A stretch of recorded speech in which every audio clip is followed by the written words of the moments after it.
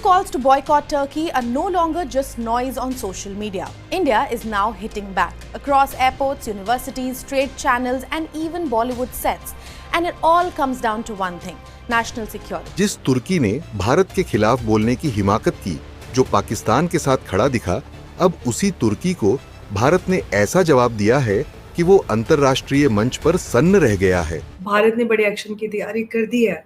Turkey जिस तरह से खुलकर आतंक के समर्थन में आया और एर्दोगान ने भारत के खिलाफ जिस तरह से जहर उगला और सारी चीज़ें, उसको लेकर अब भारत बड़े एक्शन के मूड में नजर आ रहा है। और इस बार वॉर किया है भारत की सिनेमा इंडस्ट्री ने, बॉलीवुड ने। करोड़ों के शूटिंग प्रोजेक्ट, इंटरनेशनल कोलैबोरेशन और रेवेन्यू का झटका अब तुर्की को लग चुका है। एक टर्किश कंपनी थी जो कि इंडिया के बहुत सारे एयरपोर्ट्स के हवाले में काम करती थी, उनके लाइसेंस, उनकी सिक्योरिटी विड्रॉ कर ली है। बहुत सारे जो MOUs थे यूनिवर्सिटीज़ के, वो ख़त्म हो गए। एक मुहिम चल रही है हिंदुस्तान में कि बायकॉट टर्की एंड अज़रबैजान, और उसकी वजह क्या है? उसकी वजह वो ये बता रहे हैं कि इन्होंने पाकिस्तान के साथ कुल के साथ देने की बात की है और ये उनके साथ खड़े रहे। राजस्थान के मार्बल जो इंपोर्ट करते हैं टर्की से, 14 से 16 लाख टन ऑफ मार्बल, वो अब इंपोर्ट नहीं करने वाले हैं। तुर्की को भारत की सिने इंडस्ट्री से जबरदस्त फायदा मिल रहा था, लेकिन अब ये रिश्ता टूट गया है। बहुत सारे वेडिंग फेयर्स, बहुत सारे जो टूर ऑपरेटर्स है, उन्होंने यहाँ से मास स्केल जो रिजर्वेशंस है वो बंद कर दिया है। क्या वाकई टर्की से अपने ताल्लुकात को डाउनग्रेड करेगा? क्योंकि इंडियंस कहते हैं कि आप टर्की में जाएं ना, टर्की में जाएं ना। जय हिंद दोस्तों, भारत की मार तुर्की को बहुत ही ज्यादा भारी पड़ रही है और अब तुर्की बार बार रोते हुए अपनी गलतियों का पछतावा कर रहा है। अज़रबैजान के हवाले से भी बातें हो रही है। वो क्या है? वो ये है कि जी एक मुहिम चल रही है हिंदुस्तान में कि बायकॉट टर्की एंड अज़रबैजान, और उसकी वजह क्या है? उसकी वजह वो ये बता रहे हैं कि इन्होंने पाकिस्तान के साथ कुल के साथ देने की बात की है और ये उनके साथ खड़े रहे।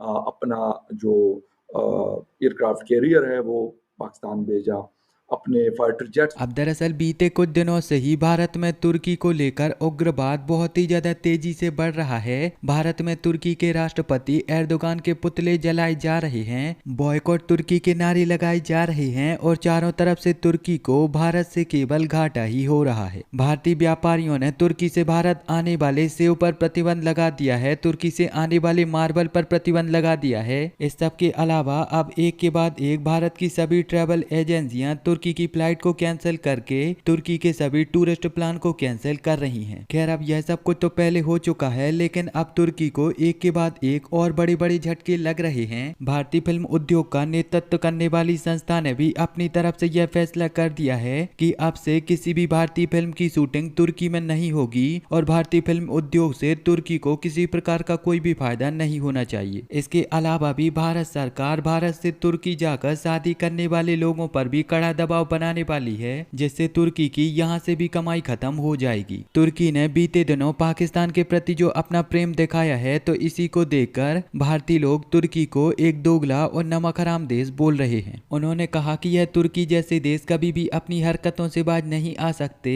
तुर्की ने भारत को शुरुआत से ही अपना दुश्मन समझा है, लेकिन इस सब के बावजूद भी तुर्की के संकट के समय में भारत ने उसकी बहुत ही ज्यादा मदद की है और इतना सब कुछ होने के बाद भी तुर्की ने अपनी नमक हरामी बताते हुए पाकिस्तान के प्रति अपना प्रेम दिखाया है और भारत के प्रति अपनी दुश्मनी को निभाया है। और बिल्कुल अब इन्हीं सभी चीजों का खामियाजा आज के समय तुर्की को भुगतना पड़ रहा है।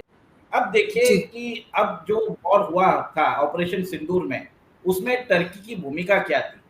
6 से 7 प्लेन भर के आए थे C-30, उसके अंदर पूरा ड्रोन सिस्टम था। टर्की ने अपने ऑपरेटर्स भी भेजे थे क्योंकि पाकिस्तान लोगों को मालूम नहीं था ऑपरेट करने के लिए। आपको याद है कि थोड़े दिन पहले 8 या 9 तारीख को 300 से 400 ड्रोन उन्होंने भेजे थे भारत की तरफ, जिसको हमारे मिसाइल डिफेंस सिस्टम ने इंटरसेप्ट किया, न्यूट्रलाइज भी किया। तो ये काम किया था टर्की ने। तो टर्की के उनके जो ड्रोन्स के अवशेष भी मिले थे, जो उनके भारत क्या ड्रोन्स है और दूसरा ड्रोन्स है, उन सब के उनके अवशेष भी मिले थे।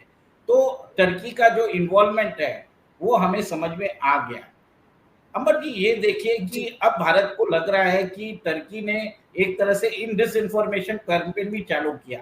उनके हैंडल्स ने जो पाकिस्तान ने जो वॉमिटिंग किया उसी को पकड़ के एम्पलीफाई कर दिया।